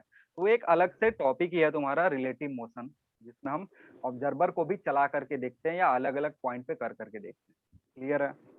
तो हाँ अभी सर। ऑब्जर्वर को हम यहाँ पे क्यों रख रहे हैं, बस सिंप्लिसिटी के लिए, ठीक है ना। सिंप्लिसिटी, पहले आप जैसे तुम क्या कर रहे हो ना, स्टार्ट कर रहे हो अभी जस्ट मोशन, तो अभी ही स्टार्टिंग में ही ऑब्जर्वर को चलाने लगे, ऑब्जर्वर को इधर उधर करके पुट करके समझाने लगे ना, फिर पागल हो जाओगे। तो पहले क्या करेंगे, सिंपल चीजों से, तब तो जा करके उसको कम्प्लेक्स करेंगे ना, क्योंकि फिजिक्स ऐसे ही भी बहुत ज्यादा कम्प्लेक्स है, बना सकते हैं कम्प्लेक्स। ऑब्जर्वर को कहीं भी बिठा देंगे तो तुम्हें करना क्या होगा, पहले ऑब्जर्वर के रेस्पेक्ट में पोजीशन निकालना होगा, तो वो सारी कैलकुलेशन अभी करना पड़ेगा तुमको, ठीक है। तो बस ये क्यों कर रहे हैं, ऑब्जर्वर को ओरिजिन पे इसलिए बिठा रहे हैं क्योंकि स्टार्टिंग का जो कैलकुलेशन है पोजीशन का वो सारा खत्म हो जाए, डायरेक्टली तुम्हें पोजीशन दिख जाए ऑब्जेक्ट का। समझ में आ गया? तो ऐसा कोई हार्ड एंड फास्ट रूल नहीं है कि हमेशा हम बिठा देंगे, वो तुम्हारे कैलकुलेशन पे डिपेंड करता है, तुम कितना कैलकुलेशन करना चाहते हो। न्यूटन का मन करा था, उसने बोला कि हम आसान सा कैलकुलेशन करेंगे, तो बाकी जो साइंटिस्ट ने बोला कि ओरिजिन पे बिठा कर करो, उसने करा। उसको चेंज करना होता तो और कुछ करता, ठीक है ना। चलो अब समझते हैं, जो मोस्ट ऑफ द केसेस हम जब मोशन पढ़ते हैं तो ऑब्जेक्ट को हम पॉइंट ऑब्जेक्ट मानते हैं, ठीक है ना। जैसे भी कोई भी ऑब्जेक्ट हो, बस हो, ट्रेन हो, या कुछ भी हो, हम क्या बोलते हैं उसको, मोशन, उसका जब मोशन हम रीड कर रहे होते हैं तो उसको बिहेव कैसे करवाते हैं, एज अ पॉइंट, ठीक है। पॉइंट क्यों करवाते हैं, जब ट्रांसलेशन मोशन होता है, समझना, जब कोई बॉडी मूव कर रहा होता है, जैसे ये एक बस है, ठीक है, बस अगर मूव कर रहा है तो समझना, अगर ये पॉइंट लो और ये पॉइंट लो, अगर ये बस v वेलोसिटी से चल रहा, अगर ये जो बस है ये v वेलोसिटी से चल रहा है, तो इस बस पे ये पॉइंट या फिर ये पॉइंट, इन दोनों की वेलोसिटी कितनी होगी, इन दोनों की वेलोसिटी v होगी। सारे पॉइंट कहाँ पे है, बस पे ही है। अगर बस v वेलोसिटी से चल रहा है तो सारे पॉइंट्स पे कितने वेलोसिटी चलेंगे, सेम वेलोसिटी चलेंगे, ठीक है। तो एक चीज ये है पॉइंट मानने का कि इस पूरे बस को रीड करने से बढ़िया है इसमें कोई एक पॉइंट उठा करके देख लो, उठा करके देख लिया, ठीक है। अब जो भी पॉइंट इस बस के थे वो सारे v वेलोसिटी चल रहे थे, तो एक पॉइंट का रीडिंग कर सकते हैं। या फिर इसका दूसरा पॉइंट यूज करने का कंसेप्ट ये होता है कि जैसे एक ट्रेन का मोशन ऑब्जर्व कर रहे हो, तो ट्रेन का मोशन मान लो तुम्हारा हो रहा है कहाँ से, जैसे बिहार से जा रहा है ट्रेन, कोई बिहार से जा रहा है वेस्ट बंगाल, ठीक है। देखो ये जो बिहार और वेस्ट बंगाल में जो गैप है अप्रोक्सीमेटली मैं ले रहा हूँ 900 किलोमीटर, ठीक है। बिहार और वेस्ट बंगाल में जो गैप है वो अप्रोक्सीमेटली अगर मैं 900 किलोमीटर ले रहा हूँ, इसके रेस्पेक्ट में जो ट्रेन का लेंथ होगा, इसके रेस्पेक्ट में जो ट्रेन का लेंथ होगा कितना होगा, ट्रेन का लेंथ कितना होता है, अगर बहुत ज्यादा भी मान रहे हो, मान लो 100 मीटर का एक ट्रेन है, ठीक है, 100 मीटर का एक ट्रेन है, तो अब इस 100 मीटर को और इस 900 किलोमीटर को अगर कैलकुलेट ये क्या करोगे, विथ रेस्पेक्ट में चेक करोगे, इस 100 मीटर को इस 900 किलोमीटर के रेस्पेक्ट में चेक करोगे, तो ये कैसा बिहेव करेगा कि पॉइंट जैसे ये पूरा और ये एक छोटा सा लेंथ, तो इसके रेस्पेक्ट में ये कैसे बिहेव कर रहा है एज ए पॉइंट, ठीक है। तो पॉइंट कंसेप्ट यूज करने का दो मतलब होता है, पहला क्यों, पहला होता है कि हर एक पार्टिकल जो है सेम वेलोसिटी से चल रहा है, तो हम उसको सारे पार्टिकल को सारे पूरे बॉडी को लेकर के ऑब्जर्व क्यों करेंगे, एक पॉइंट को लेकर के ऑब्जर्व कर सकते हैं। दूसरा, जो बॉडी का मोशन होता है ना, जो बॉडी का मोशन होता है उस बॉडी के डायमेंशन के रेस्पेक्ट में बहुत ज्यादा होता है, ठीक है ना। जैसे चींटी चल रही है इस बोर्ड पे, तो चींटी का लेंथ डायमेंशन क्या है, इस बोर्ड के रेस्पेक्ट में बहुत कम है, तो हम चींटी को पॉइंट मान लेंगे। आ रही बात समझ में। तो जब भी हम ऑब्जेक्ट है, ऑब्जेक्ट को क्या मानेंगे, जैसे मोस्ट ऑफ द केसेस में तुम प्रॉब्लम देखोगे, एक a point is moving with respect to origin, या फिर an object is moving with respect to origin, तो हम ऑब्जेक्ट का जो डायमेंशन है ना वो नेग्लेक्ट करके चलते हैं, उसको क्या मान के चलते हैं कि वो एक पॉइंट ऑब्जेक्ट है, और पॉइंट ऑब्जेक्ट का लेंथ विड्थ ब्रेड्थ कुछ नहीं होता है, हाइट कुछ नहीं होता है। आ रही बात समझ में। तो जब भी हम मोशन पढ़ेंगे तो हमारे दिमाग में क्या नहीं होना चाहिए, बॉडी का डायमेंशन कितना। अब ये लेके नहीं बैठ जाएंगे सर कार का जो लेंथ है वो खुद 3-4 मीटर है या 5 मीटर है, तो कार का 5 मीटर, फिर कार चल रहा है 10 किलोमीटर, तो उसमें से सर 5 मीटर घटा लेंगे, वो एक्चुअल डिस्टेंस ट्रेवल्ड हो गया। ऐसे कैलकुलेशन नहीं करेंगे, जो कार का लेंथ है या बॉडी का जो लेंथ है वो क्या करेंगे, नेग्लेक्ट करेंगे, क्योंकि हम जब भी मोशन पढ़ते हैं तो जो भी ऑब्जेक्ट होता है उसको क्या मान के चलते हैं, पॉइंट ऑब्जेक्ट मान के चलते हैं। क्लियर है, आ रही है बात समझ में। हाँ सर। तो इसको लिखा नहीं रहे हैं, ये बस दिमाग में रख लो कि कंसेप्ट ऑफ पॉइंट ऑब्जेक्ट क्या होता है, हम क्यों लेते हैं। चलो, now will discuss about types of motion. Types of, next heading है तुम्हारा types of motion.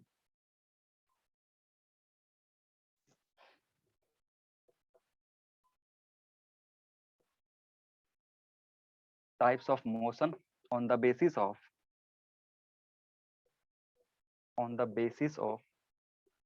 Dimension. Dimension के बेसिस पे अगर मोशन को डिस्क्राइब करना है तो हमारे पास 3 तरीके के मोशन हो सकते हैं। कौन कौन सा, 1 डायमेंशनल मोशन,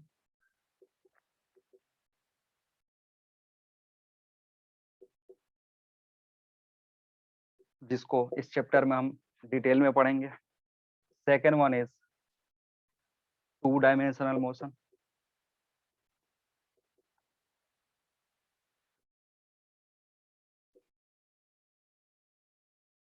ठीक है, जो हम पढ़ेंगे कहाँ पे, प्रोजेक्टाइल मोशन में। प्रोजेक्टाइल मोशन क्या होता है, 2 डायमेंशनल मोशन होता है, क्योंकि कोई भी प्रोजेक्टाइल मोशन डिस्क्राइब करने के लिए हमें कम से कम 2 एक्सिस का जरूरत पड़ेगा, वो अभी इसके बारे में थोड़ा डिटेल में भी बात करेंगे। Third one is 3 dimensional motion.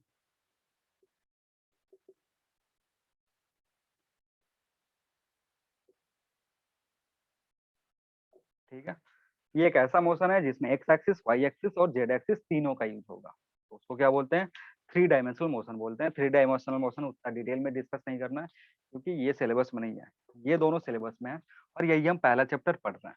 ये दूसरा चैप्टर है तुम्हारा जिसमें हम प्रोजेक्टाइल मोशन पढ़ते हैं। अब एक एक करके दोनों को डिस्कस कर ले रहे हैं, तीनों को डिस्कस कर लें कि इसका मतलब क्या है। 1 डायमेंशनल मोशन अगर दिया हुआ है तो इसका मतलब क्या है, इसका मतलब होता है, इसमें पॉइंट वाइज लिख लेंगे, motion on a straight line।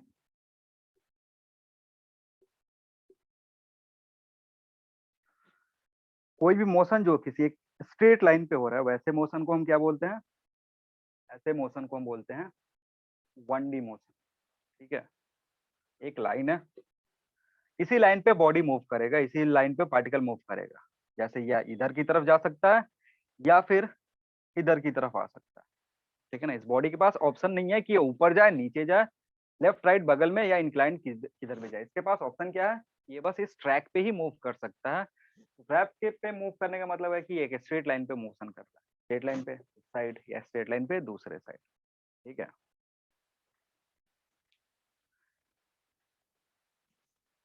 एक एग्जाम्पल बताओ कोई स्ट्रेट लाइन का इंपॉर्टेंट एग्जाम्पल जो हम पढ़ेंगे भी अच्छे से।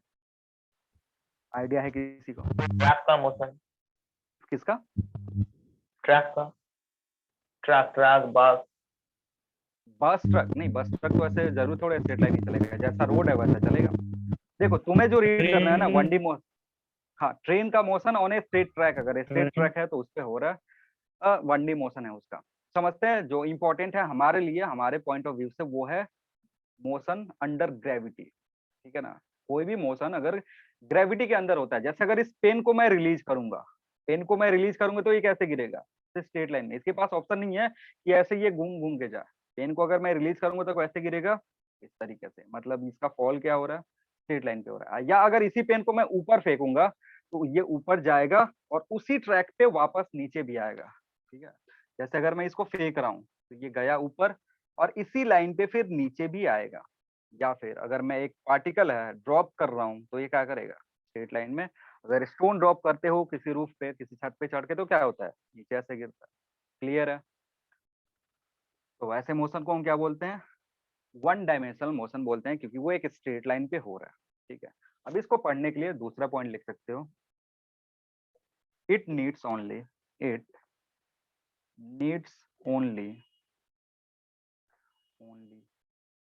वन कोऑर्डिनेट और axis. It needs only one coordinate axis. हमारे पास कितने कोऑर्डिनेट एक्सिस है? 3 कोऑर्डिनेट एक्सिस है, एक्स एक्सिस, वाई एक्सिस और जेड एक्सिस। उन तीनों में से कोई एक यूज करके हम 1D मोशन को डिस्क्राइब कर सकते हैं, क्योंकि मोशन कहाँ हो रहा है? स्ट्रेट लाइन पे हो रहा है। तो स्ट्रेट लाइन के लिए अब जरूरी नहीं है कि तुमको बाकी का जो 2 है, वाई एक्सिस, जेड एक्सिस या एक्स एक्सिस, उसमें से किसी को एक यूज कर लो, बाकी 2 को हटा दो। अगर एक्स एक्सिस यूज कर रहे हो तो वाई और जेड को हटा सकते हो, क्योंकि उधर पार्टिकल मूव ही नहीं कर रहा है, तो उधर का कोऑर्डिनेट का तुमको जरूरत नहीं पड़ेगा, ठीक है ना। इसलिए इसको पढ़ने के लिए हमें क्या चाहिए? बस एक्स एक्सिस का जरूरत पड़ता है, क्योंकि एक्स एक्सिस जनरली बहुत ज्यादा यूज होता है। जरूरी नहीं है कि एक्स एक्सिस को पकड़ के ही बैठेंगे। अगर मोशन हॉरिजॉन्टल डायरेक्शन में हो रहा है तो एक्स एक्सिस ले लेंगे, अगर वर्टिकल डायरेक्शन में हो रहा है तो वाई एक्सिस ले लेंगे। क्लियर है? अब इसको पढ़ने के लिए हमें क्या चाहिए? बस एक एक्सिस का जरूरत चाहिए। नीचे एग्जांपल लिख सकते हो, मोशन अंडर ग्रेविटी, या इसे लिख लो फ्री फॉल लिख लो। नेक्स्ट मतलब एग्जांपल में क्या लिख लोगे? फ्री फॉल या फ्री फॉलिंग बॉडी। इसका बेस्ट एग्जांपल है फ्री फॉलिंग बॉडी। अगर किसी भी बॉडी का फ्री फॉल करवाओगे तो क्या होगा? 1 डायमेंशनल मोशन होगा। नेक्स्ट हमारे पास क्या है? 2 dimensional motion. Your next heading is 2 dimensional motion.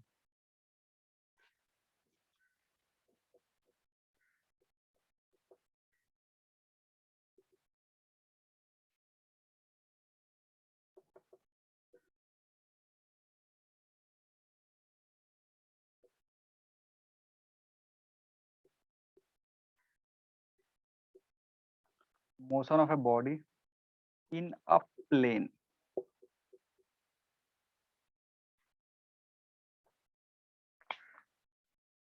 और कोई बॉडी एक प्लेन में मोशन कर रहा है, प्लेन का मोशन, जैसे ये बोर्ड का प्लेन है, इस बोर्ड के प्लेन पे अगर कोई बॉडी चल रहा है, उसको डिस्क्राइब करने के लिए, जैसे ये पेन का निब मैं यहाँ रख के लिख रहा हूँ, तो ये पेन का जो टिप है उसका मोशन कैसा? 2D है।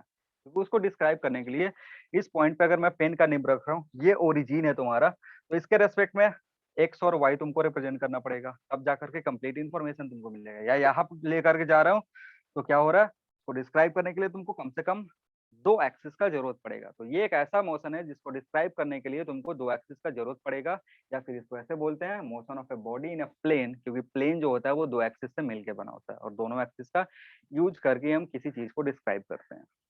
आ रही बात समझ में? तो इसमें लिख सकते हो, लिखना, it needs be, it needs any of the two axes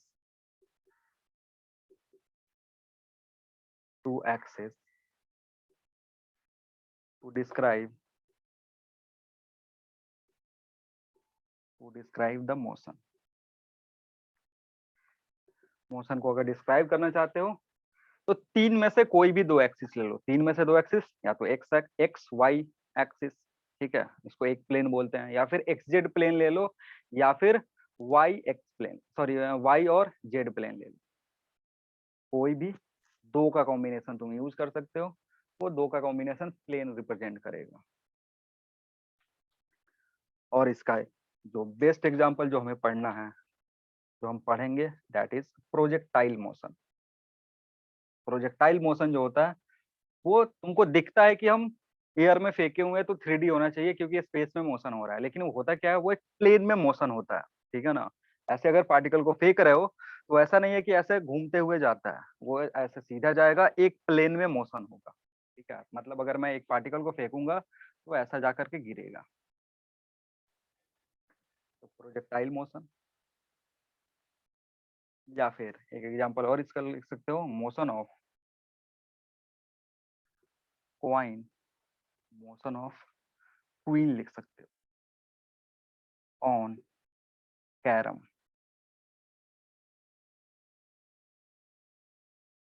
motion of queen on carrom. जब नहीं क्वीन की बात करें, कोई भी कॉइन हो सकता है, व्हाइट कॉइन या फिर तुम्हारा जो ब्लैक कॉइन है उसको यूज कर सकते हो। क्योंकि जब कैरम खोलते हैं तो कैरम में कोई भी अगर गोटी ले रहे हो वो कैसे चलता है, एक प्लेन में चलता है, कैरम के प्लेन में चलता है, ठीक है। या जो इसका स्ट्राइकर है वो क्या होता है, उस बोर्ड के प्लेन में मूव करता है। तो किसी भी पार्टिकल को वहां पे ऑब्जर्व करोगे तो उसका मोशन को डिस्क्राइब करने के लिए तुमको क्या चाहिए, कम से कम दो एक्सिस चाहिए। उन दोनों एक्सिस के हेल्प से डिस्क्राइब कर सकते sir motion on a circle क्या होगा, 1D और 2D? हो। Motion on a circle. Circle बताओ पहले, प्लेन है या 3D है? प्लेन है, 3D है या 2D है, पहले ये सोचो। ओके, प्लेन है, प्लेन प्लेन। है, प्लेन है ना। सर्कल क्या होता है, एक प्लेन होता है। तो अगर ध्यान से देखो, सही सवाल पूछे हो, चलो कोई दिक्कत नहीं है। ये तुम्हारा सर्कल है, ठीक है ना। मान लो मैंने यहाँ रेफरेंस ले लिया, तो पार्टिकल पहले यहाँ, पार्टिकल बाद में यहाँ, पार्टिकल बाद में यहाँ। तो यहाँ पे अगर होगा तो इसका कुछ एक्स कॉमा वाई, जब यहाँ पे पहुंचेगा तो एक्स भी चेंज हो रहा है, वाई भी चेंज हो रहा है। पार्टिकल जब यहाँ पे पहुंचा तो एक्स और वाई दोनों चेंज हो रहा है। कोई भी प्लेन फिगर अगर तुम्हारे पास है, प्लेन फिगर जो है तुम्हारे पास, वो कैसा मोशन डिस्क्राइब करेगा, 2D मोशन डिस्क्राइब करेगा। तुम प्लेन ले लो या स्क्वायर ले लो या रेक्टेंगल ले लो, कि उस पे अगर मोशन होगा तो क्या होगा, कोऑर्डिनेट चेंज जो होंगे वो एक्स एक्सिस के भी होंगे, वाई एक्सिस के भी होंगे। क्लियर है? हाँ सर। लास्ट हमारे पास बचा 3 डायमेंशनल मोशन। नेक्स्ट लिखो 3 डायमेंशनल मोशन।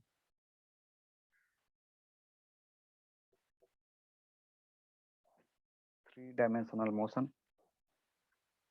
अब ये क्या है, ये है मोशन इन स्पेस। स्पेस का मतलब ये नहीं है कि वो जो अर्थ का एटमॉस्फेरिक के बाहर जो स्पेस है उसको, स्पेस का मतलब है कुछ जो भी आसपास में जो भी सारी चीजें हैं उसको हम स्पेस ही बोलते हैं। फिजिक्स के लैंग्वेज में अगर स्पेस बोल रहे हो तो इसका मतलब ये नहीं कि सीधे स्पेस हम वही रेफर कर रहे हैं। स्पेस का मतलब है कि आसपास जो भी तुम्हारा कोऑर्डिनेट एक्सिस अगर ले लिए, कार्टेशियन कोऑर्डिनेट ले लिए, तो जो भी तुम्हारा जगह है उसको स्पेस बोलते हैं, ठीक है। तो मोशन इन स्पेस। अब इसको डिस्क्राइब करने के लिए तुमको तीनों कोऑर्डिनेट सिस्टम का जरूरत पड़ेगा, ठीक है। नेक्स्ट पॉइंट क्या है, it needs all three coordinate axes to describe motion.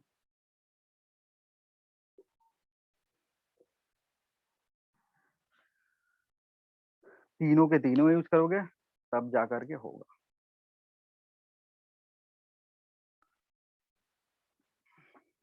Example बता सकते हो?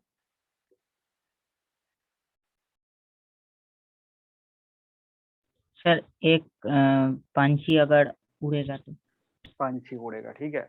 हमें जो पढ़ना है फिजिक्स में, हम जो पढ़ते हैं केमिकल काइनेटिक्स में, ठीक है, फिजिक्स में, सॉरी केमिकल काइनेटिक्स बोल रहे हैं, क्या नाम है उसका, चैप्टर का नाम मैं भूल गया। काइनेटिक थ्योरी ऑफ हाँ, gases. Kinetic theory of gases में, काइनेटिक थ्योरी ऑफ गैसेस में पढ़ोगे तो वहां पे पढ़ना होता है रैंडम मोशन ऑफ गैसेस, ठीक है। रैंडम मोशन ऑफ गैसेस में क्या होता है कि जो गैस है वो क्या करेगा, उसका जो मोशन होता है ना वो 3D में होता है, मतलब स्पेस में वो किधर भी घूम सकता है रैंडमली, किसी भी डायरेक्शन में, किसी भी पर्टिकुलर डायरेक्शन में वो जा सकता है। उसका जो मोशन होगा उसको डिस्क्राइब करने के लिए तुमको एक्स एक्सिस, वाई एक्सिस और जेड एक्सिस तीनों की जरूरत पड़ता है। तो जब भी हम काइनेटिक थ्योरी पढ़ेंगे, kinetic theory of gases KTG में, तो हमें रैंडम मोशन ऑफ गैसेस में तीनों डायमेंशन का कंसेप्ट यूज करना होगा। पढ़ेंगे आगे, एक्सप्लेन करेंगे कि क्यों बोल रहे थे। और अभी जो तुमने बताया मोशन ऑफ बर्ड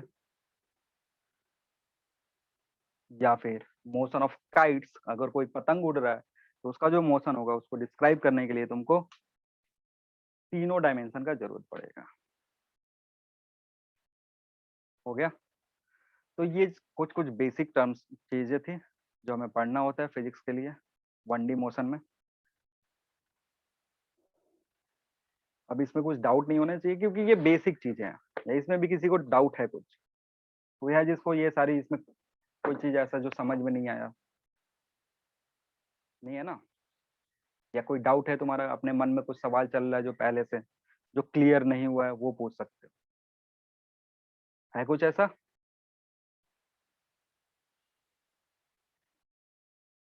नहीं है? चलो फिर आज के क्लास में इतना ही रखते हैं, बाकी पढ़ेंगे अगले क्लास में। ठीक है, थैंक यू एवरीवन।